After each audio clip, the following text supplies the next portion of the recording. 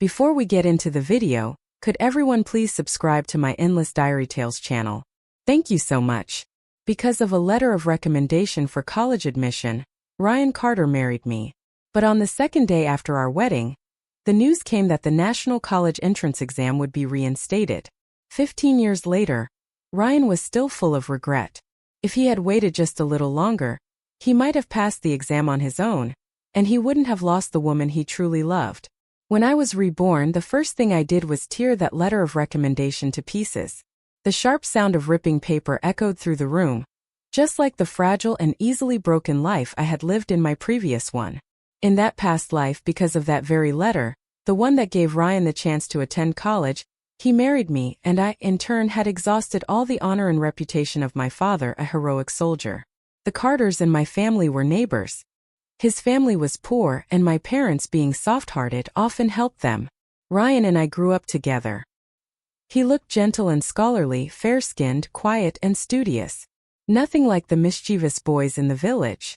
It was only natural that my young heart fell for him. Our two families found it reasonable to arrange our engagement early, and I believed we would live happily like that for the rest of our lives. That belief shattered when Emily Johnson appeared. She was a young intellectual from the city, beautiful, radiant, her bright smile dazzling everyone around her. With just a few casual words, she made the calm and composed Ryan blush and fumble awkwardly. People around us said they were a perfect match, while others looked at me with pity. My heart ached bitterly, yet there was nothing I could do.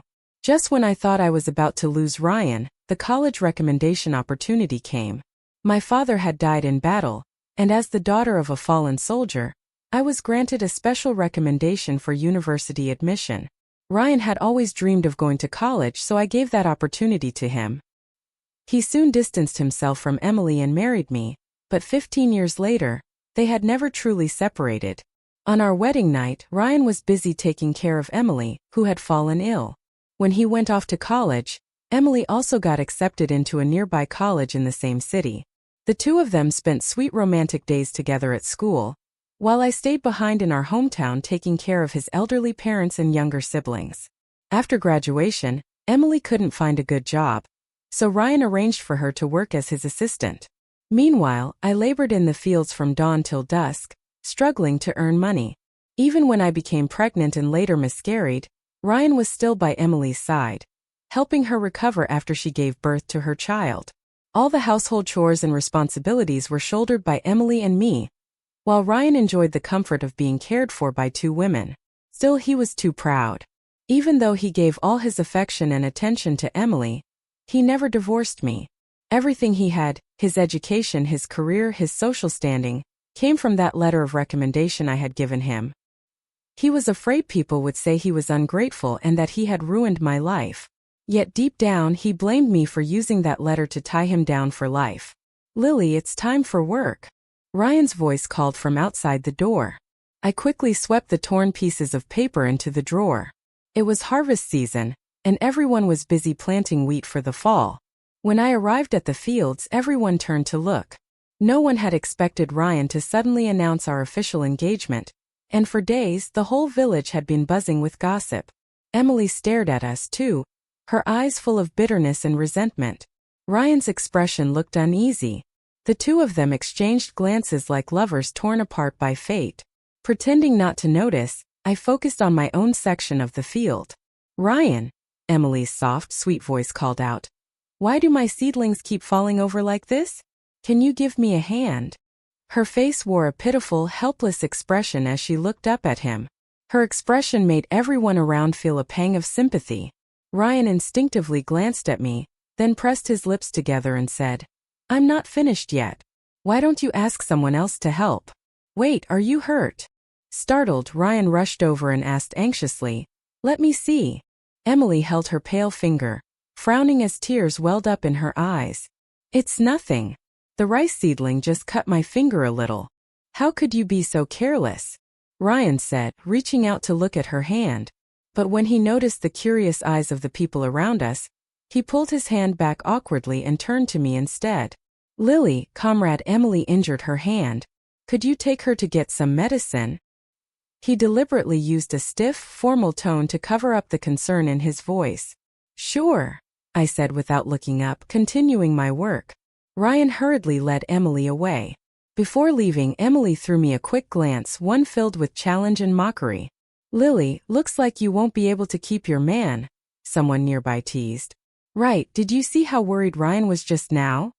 Another woman added. That little cut on her soft hands, nothing compared to ours. Look at our hands. Rough like tree bark. Who would ever care if we got hurt? I looked down at my calloused, cracked hands and smiled faintly. Ryan just worries too much, I said softly. Lily, an older neighbor woman called out kindly. Have you set a date for the wedding yet? You'd better plan it soon before something happens again. I smiled and replied, not yet. There's no rush. How could you not rush? Just look at that Emily girl, the old lady muttered under her breath. I didn't respond, just bent my head and kept working. These seedlings were everyone's hope. Next year's harvest depended on them.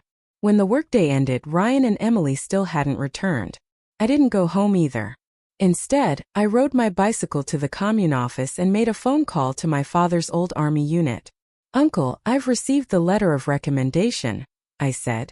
Thank you for your help. I paused for a moment, then added firmly, but I don't need it anymore. What do you mean you don't need it? His voice grew sharp with surprise and anger. I knew how much effort the higher-ups had spent to secure that college spot for me, and guilt pricked at my chest. But I steadied my voice and said, I've thought it through. That opportunity came from my father's sacrifice. I can't use it to pave the way for someone else's future. Before, I was selfish and only thought about him. Now, I think it's better to give that chance to someone more deserving. There was silence on the other end of the line. After a long moment, the man spoke again, his voice softer this time, as expected of a soldier's daughter. You're no coward. I smiled faintly. My name is Lily Stone. My father originally wanted to name me Lily Storm, but when they registered my birth, they made a mistake and wrote Stone instead. My father used to laugh and say, well, that's a fine name too. You're as stubborn and strong as a rock, just like me. But in my previous life, I never became someone worthy of admiration like him. In that life, the chance to attend college had been right in front of me. How could I not have been tempted? I was born in the countryside and had never seen the world beyond. I wanted to spread my wings to fly. But because I wanted to help Brian fulfill his dream, I gave up my own. Not this time. I had made up my mind. I wanted to take the college entrance exam myself to chase what I truly wanted. And I also wanted to see whether, without that letter of recommendation, Ryan could still get into college on his own and whether he and Emily would really have a happy ending. That night, Ryan knocked on my door. Lily, I came by earlier, but you weren't home, he said. I took Emily to the clinic this afternoon. She wasn't feeling well. Nothing serious, though. Don't overthink it, okay? I went to the commune after work to ask about the letter, I replied deliberately. As I said that, Ryan's eyes immediately lit up. How's it going? It should be coming soon, right? Ryan asked eagerly, looking full of expectation. I kept my expression calm. Not yet. The unit said it's not a small matter, so it'll take some time. Ryan looked a bit disappointed but quickly forced a smile. That's okay. Either way, we're getting married soon. Once that's done, everything will be perfect. I almost laughed to myself. Perfect. That wasn't joy upon joy. It was the beginning of regret. The second day after our wedding, when the news about the reinstatement of the college entrance exam was announced, I would never forget the look on Ryan's face. Mom said the 8th of next month is a good day. Ryan told me, let's get married that day. It was the exact same time as in my previous life. After thinking for a moment, I smiled and said, how about the 10th? I like the number 10. It means perfection. 10? Huh. Sure, that's fine.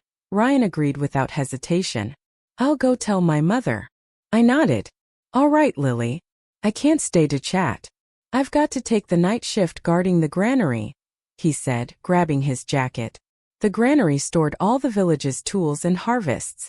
It was the most valuable asset we had. Someone had to watch it every night. The work was hard and few people wanted the job, but it earned many work points, so Ryan volunteered. He was saving up money for college. I smiled faintly as I watched him leave, then went inside, opened the drawer, and took out the torn pieces of the letter. I spread them on the table, smoothed them flat, and used a fresh sheet of paper to carefully rewrite every word exactly as it had been. On the 9th, when the news about the reinstatement of the college exam came out, I would give Ryan this fake letter of recommendation. I wanted to see what choice he would make this time. Didn't he regret it before? Then I would give him the chance to choose again. I picked up a pen and circled the 9th on the calendar. Then I pulled an old, worn-out textbook from the bottom of my chest and began to study intensely, like someone starving for knowledge. In my previous life, to be worthy of him, I had studied on my own and attended night school. I even tried to memorize all the books in his study just so I could have something to talk to him about. But he never knew any of it. Or rather, he never cared. Now I poured all the effort of my previous life into my studies. I was no longer content just to depend on someone else's favor. If I wanted to fly beyond this place, I needed the courage to fight for it myself. During the day, I worked in the fields. At night, I studied until I saw numbers and formulas even in my dreams. Even while planting seedlings, I found myself muttering math formulas under my breath. I was so exhausted I often felt dizzy, almost forgetting everything about Ryan. Until one day, he appeared in front of me holding a simple silver hairpin. "Lily, I don't have much money," he said shyly. "I can't give you a fancy engagement gift, but I wanted to buy you a little jewelry. I hope you'll like it." His tone was embarrassed, but his eyes were calm. He knew I would understand. "Miss Lily," Emily's sharp, chirpy voice rang out beside him. "Ryan and I picked this hairpin out together at the department store in town. We looked for so long before finding this one." The gold earrings on her ears glittered in the sun, dazzling me. I knew Ryan had bought them for her with his limited money as a way to make up for the fact that he was now engaged to me. And all I got was a plain little hairpin.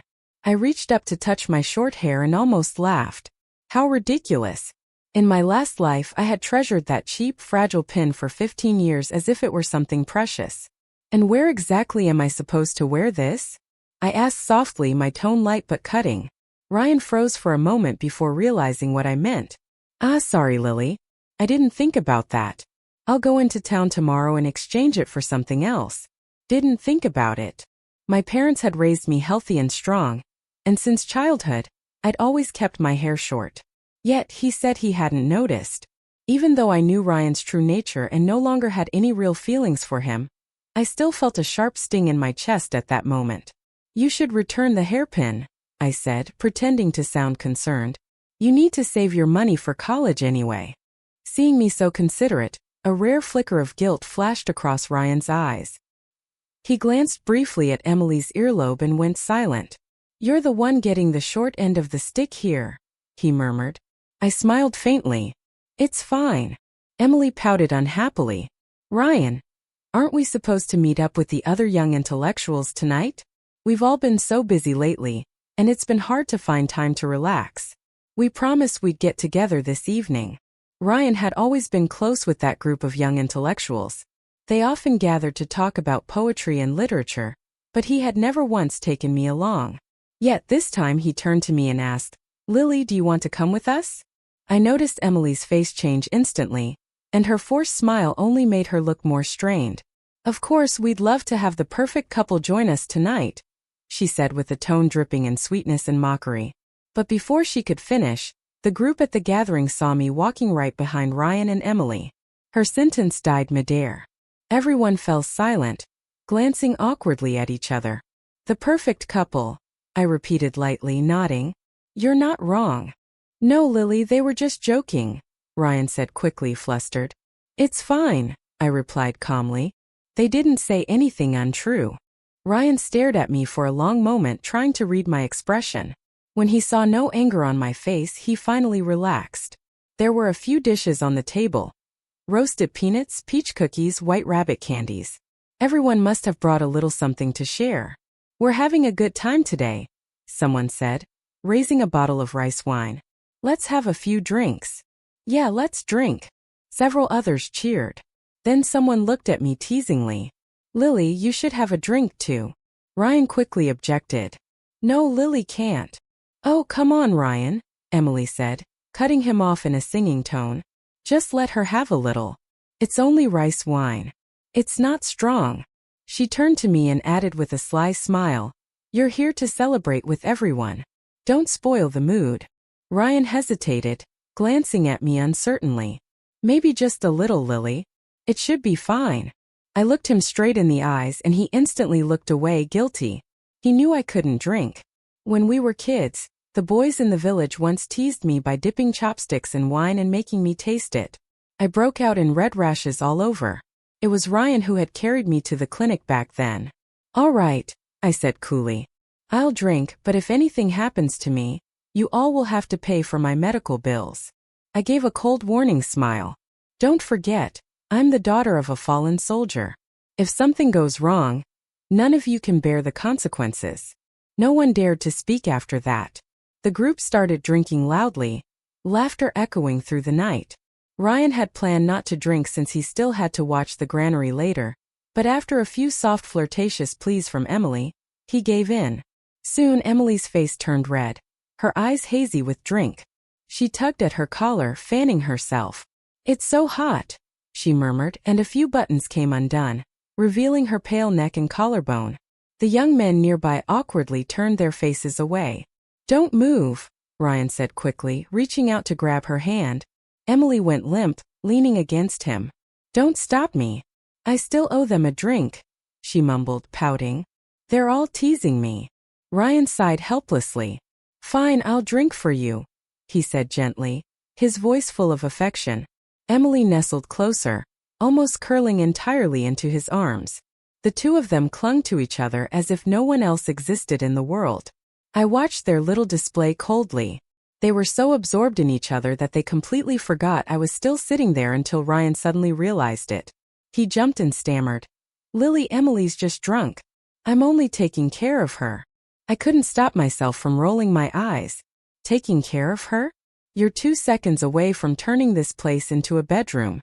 How dare you call that taking care of her?" I thought coldly. If this were during the stricter years to come, the two of them would have been executed several times over for this kind of behavior. "Ryan, don't," Emily murmured drearily. Her words slurred as she started mumbling in a drunken haze. "Don't marry someone else, please." Her voice trembled with sobs, and the entire room fell silent. Ryan's hand froze, his fingers tightening slightly. For a brief moment, his eyes flickered with emotion, hesitation, conflict, but he quickly composed himself again. I knew exactly what he was thinking. Ryan Carter was a man who always put himself first. Even if he truly loved Emily, he would never give up his chance to go to college for her. "Ryan Carter, you don't deserve to marry anyone else," shouted one of the young intellectuals, a man named Mark Wilson. I knew him. He had feelings for Emily. "She's been so good to you, and you two clearly belong together. So why are you marrying Lily Stone?" he demanded, jabbing a finger toward Ryan. "Don't think we don't know the truth. You're only marrying her to get into college. You're disgusting." "You're talking nonsense," Ryan snapped, his face flushed red. "Am I?" Mark shot back. "If it weren't for that college recommendation, would you have ever looked at Lily? What does she have that compares to Emily?" Out of the corner of my eye, I saw the faint curve of Emily's lips, a small smug smile. She was pretending to be drunk, but her act was painfully obvious. I turned to Ryan, my voice calm but cutting. "Ryan, is what he said true?" "No, of course not," he said quickly. "Then tell me," I pressed. "If there wasn't a college recommendation, would you still want to marry me? Or put it another way, if you had another chance to go to college on your own, would you still choose me?" Ryan opened his mouth to answer yes. But then he looked down at Emily, resting in his arms, and fell silent. Sometimes silence says everything. My expression was one of quiet pain, but inside I was smiling. Good. I hope he holds on to that thought when the time comes.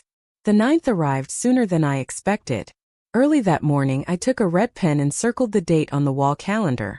Then I sat quietly waiting for the announcement. The National College Entrance Exam has been reinstated.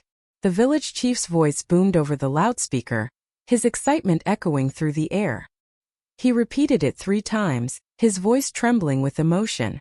The entire village erupted in joy. The young intellectuals especially were moved to tears, shouting and jumping with excitement. Their cheers echoed through the fields and up the hills. This is amazing. We can take the college exam again. We can finally go back to the city. The wind swept over the hills, bending the young rice seedlings in the fields as if they were bowing in celebration, celebrating the news that would change countless lives. Only Ryan stood frozen, his face pale, his expression as vivid as I remembered from before. At that moment, I handed him the letter I had rewritten. "Ryan, the recommendation letter has arrived," I said cheerfully. "You can go to college now."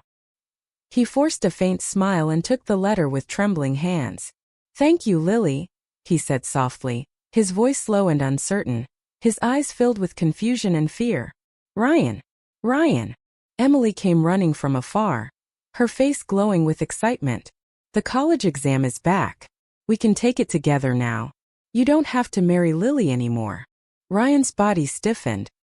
He stared down at the letter in his hands, his eyes unfocused. Emily stopped in front of him and finally noticed me standing there too. But she didn't even bother to hide her arrogance. She flipped her hair with the air of a victor. "Lily, now that the exam's been reinstated, you've got nothing to hold over Ryan anymore," she said smugly. "He can get into college on his own with his own ability." I ignored her, keeping my eyes on Ryan, who still stood there stunned. "Ryan," I said quietly, "now you have two choices in front of you. Make sure you don't regret it this time." Tomorrow was supposed to be our wedding day, and I was certain Ryan Carter would come to see me that night. Sure enough, he did. "Lily," he began, his tone heavy. "I've thought about it for a long time. I want to register for the college entrance exam. I want to see," Ryan said, his tone uncertain, "if I can get into college on my own ability. If not, I still have the recommendation letter." He hesitated for a moment, glancing at me. "So, about our wedding, could we maybe postpone it a bit, just until after the exam?" I looked at the man who had been with me for half a lifetime. I could read his intentions as clearly as if he'd spoken them aloud. Ryan wanted a way out. If he passed the exam, he could pair up openly with Emily. And if he failed, he could still fall back on my recommendation letter. How could a person be so shameless? My hands trembled with anger, but I forced a smile and said lightly, "All right, I support you." His face instantly brightened with relief. "I knew you'd understand, Lily. You've always been so good to me." I smiled again, though inside I was seething. "Ryan Carter," I thought, "you really believe you can have the best of both worlds?" When registration for the college entrance exam began, I threw my application form onto the village chief's desk. He looked at me, then at the paper, then back at me again 3 times in total. It was the same look he'd given me before, back when I'd said I wanted to give my university spot to Ryan. "Lily," he said slowly, "you want to take the college exam?" "Yes," I nodded firmly. He hesitated. "Lily, you don't need to push yourself so hard for a man." He clearly thought I was doing this because of Ryan. I took a deep breath and answered seriously, "Uncle, I'm not doing this for anyone. I'm doing it for myself." He frowned skeptical. "For yourself?" "I mean it," I said clearly. "My father was a hero. I'm his daughter. I can't live my life being weak. I never had the chance before, but now that I do, I have to take it. Don't worry. I won't bring shame to my father's name." The village chief stared at me for a long time, then took 2 deep drags from his pipe. Finally, in silence, he signed the form and stamped it with a red seal. "Study hard," he said, patting my shoulder. "I will," I replied, nodding firmly. The opportunity to take the exam had finally come. Though we only had 1 month to prepare, everyone wanted to try. Anyone who qualified signed up. During the day, people worked in the fields, but at night, we gathered in an empty room in the commune that had been turned into a study hall. The oil lamps burned until dawn. I carried my books and joined the night class. Everyone stared at me in surprise, even Ryan. Emily looked shocked. "Lily, you're taking the college exam too." I raised an eyebrow. "If you can take it, why can't I?" "The rules say you need to be over 18, have a high school or technical school diploma, good health and good morals," I continued evenly. "Tell me, which of those do I not meet?" Emily opened her mouth but couldn't think of an answer. Ryan gave me a knowing smile. "Lily, I understand. You're only taking the exam because of me, right?" "Understand?" My ass, I thought bitterly, swallowing the urge to curse out loud. Instead, I opened my book without responding. The young man sitting in front of me, David King, suddenly turned around when he saw the book in my hands. His eyes lit up. "Lily, lend me that book," he said. "You're not really studying anyway, right?" Textbooks and exam materials were extremely rare now, and my books were clean and well-preserved, practically brand new. Of course they caught his attention. Others nearby glanced over too, their gazes sharp and greedy. I looked up at him calmly. "And what makes you think I'm not studying?" He sneered. "Please, with your level of education, you're just here to fill the quota. That book's wasted on you. Why not give it to someone who can actually use it?" He smirked, his tone turning mocking. "Besides, you don't really need to take the exam anyway. You've got your father's reputation to live on. That's more than any of us have." My face turned cold. "Is that so?" I said quietly. "Tell me, David, do you ever regret that your father didn't die a hero too?" "You poor thing," I said coldly. "You can't even enjoy the privilege of pity. What a shame." David froze for 2 seconds before his face turned purple with anger. "What did you just say?" he shouted, his voice trembling with fury. "Lily Stone, what do you even have to be proud of? Emily Johnson is 100 times better than you." The two of them, Ryan and Emily, standing together. Now that's a real match made in heaven. You should take a good look at yourself and see the distance between you and her. Even your name doesn't compare. She's a gem and you're just a rock. He had completely lost his composure, spewing nonsense. "Rock and gem, huh?" I chuckled. "Why should I even compare myself to her? That's meaningless." Then I paused, meeting his gaze squarely before saying clearly and calmly, "A rock from another mountain can polish the jade. A rock from another mountain can polish the jade." The first time I read that phrase, I stared at it for a long time.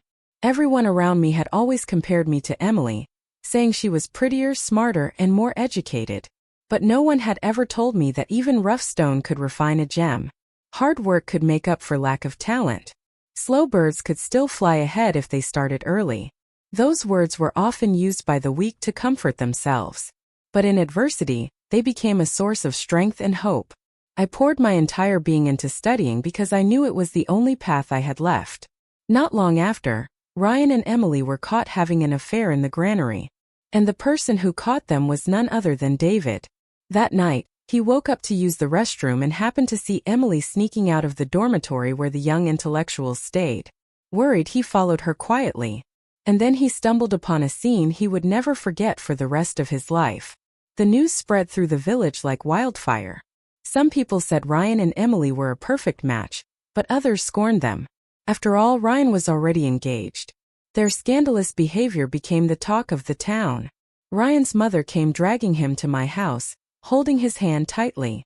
"Lily, it's all Ryan's fault," she said with a forced smile. "You can scold him, hit him, do whatever you want. Just don't stay angry." "All right." I looked at the woman who had tormented me for years and couldn't help but laugh. Did she really not know that her son had been having an affair all along? Of course she did. She just feared that now that the affair was exposed, I'd take back the recommendation letter. Ryan stood beside her with his head hung low, silent. "Don't worry," I said with a calm smile. "What I've already given I won't take back. It's just a worthless piece of paper after all." Ryan's head snapped up in shock, disbelief flickering in his eyes along with something like guilt and gratitude. "I'm sorry, Lily. I really am," he said, his voice trembling. "I've wronged you. I'm so sorry." "It's all right, Ryan," I said softly. "I know you never liked me. Forcing things would only make it worse. Let's just call off the engagement." As soon as I said it, Ryan's crocodile tears flowed freely while his mother's face broke into an unrestrained smile. I knew she had always favored Emily, and even in my previous life, she'd used Emily to belittle me more times than I could count. After the two of them left, David came to find me.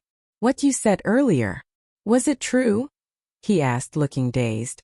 After thinking for a long time, I made my decision. I would apply to a university in the capital. If I wanted to fly, I might as well fly as far as possible. At the end of January, during the coldest days of winter, the results finally came out. The scores were posted on a bulletin board at the commune office. Before anyone could even check, the sound of drums and gongs echoed from the distance. A group of county education officials arrived, their leader grinning as he shook the village chief's hand. Congratulations, Chief Wang. Your village has produced this year's top scorer. The top scorer? The village chief stammered, blinking in confusion. The others stared at each other blankly. Ryan's expression of confusion quickly turned into excitement. Me? I'm the top scorer, he asked, pointing at himself, half disbelieving but clearly thrilled. Of course it's you, Emily said immediately. You've always been the best here. Who else could it be? Yes, it must be Ryan, the village chief agreed hastily, nodding. Others around them chimed in as well. After all, Ryan's grades had always been better than theirs. Convinced, or perhaps simply because he had never imagined the title could belong to anyone else, Ryan stepped forward, smiling proudly, ready to accept everyone's congratulations. But the county officials suddenly stopped him, frowning. Wait, something's not right, he said. The top scorer is female. The crowd froze, stunned. What then? Who is it? Someone asked. Ryan's smile faltered. He turned toward Emily in disbelief. Emily, is it you? Emily looked just as startled, her eyes wide. Me? No, it can't be. In the girls' group, your scores were the highest, Ryan said, trying to sound gracious but clearly disappointed.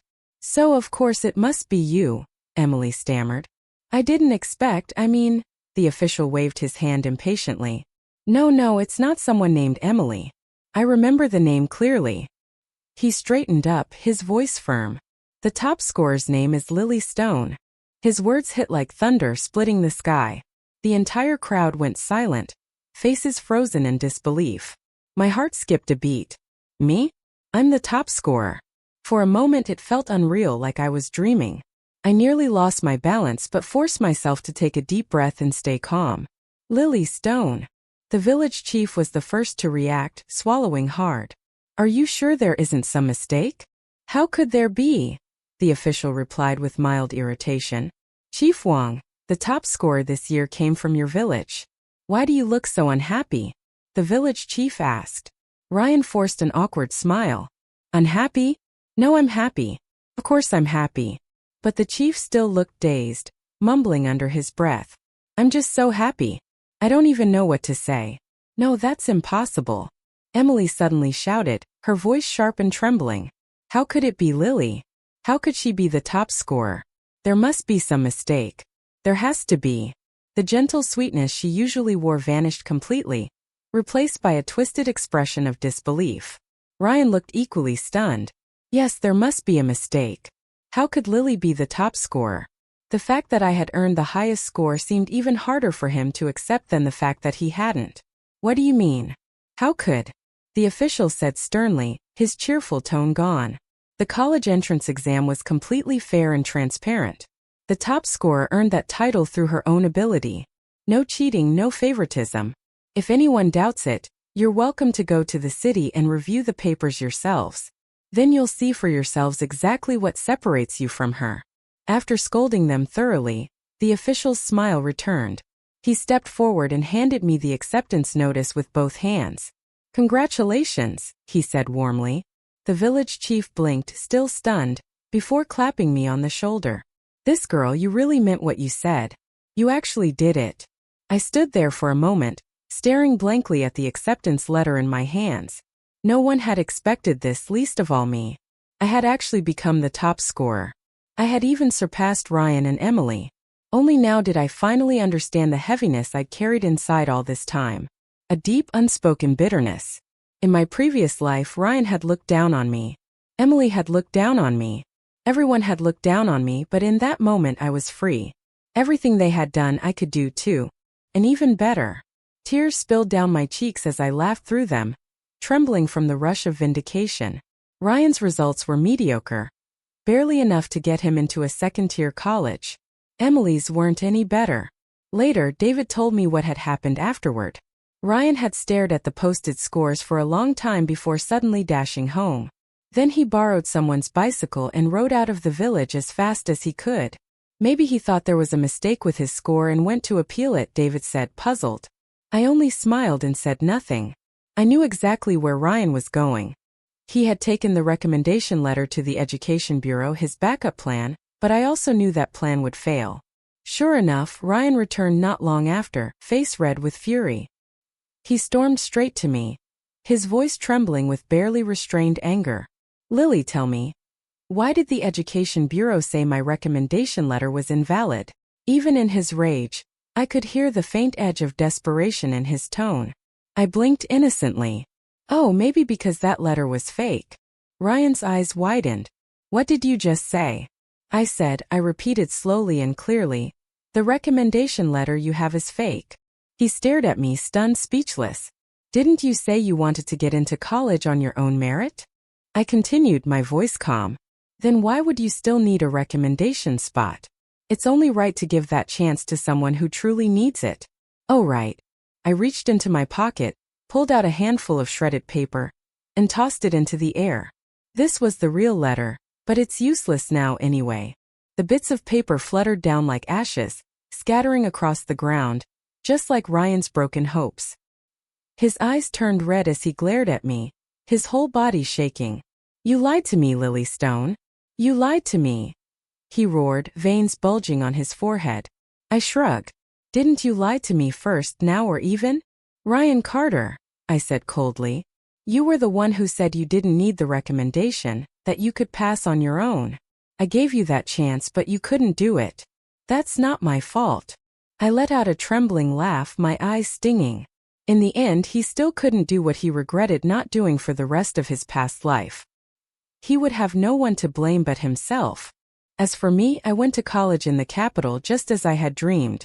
I finally spread my wings and flew far, far away. I became the student of a respected physicist, the very same mentor whom Ryan Carter had once admired from afar but could never reach in his lifetime. In my previous life, I had never imagined that one day I would follow the same path Ryan had once dreamed of, attending university, devoting myself to research, and shining brightly in the academic world. But now everything was different. I had completely changed. I threw myself into scientific study with my professor, diving headfirst into the vast ocean of knowledge, losing track of time and the world around me. As for Ryan Carter and Emily Johnson, I later heard bits and pieces about their lives. The two of them attended the same community college in the same city. They were passionately in love for a few years, and after graduation they got married. But less than 2 years later, Emily left him. The reason was simple: money. In my previous life, Ryan had become successful. He had money, status, and prestige.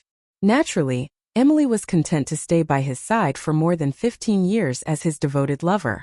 But this time things were different. After graduation, Ryan's job placement was an ordinary position with a low salary and little opportunity for advancement. Emily tolerated it again and again, but eventually, she couldn't bear the hardships any longer.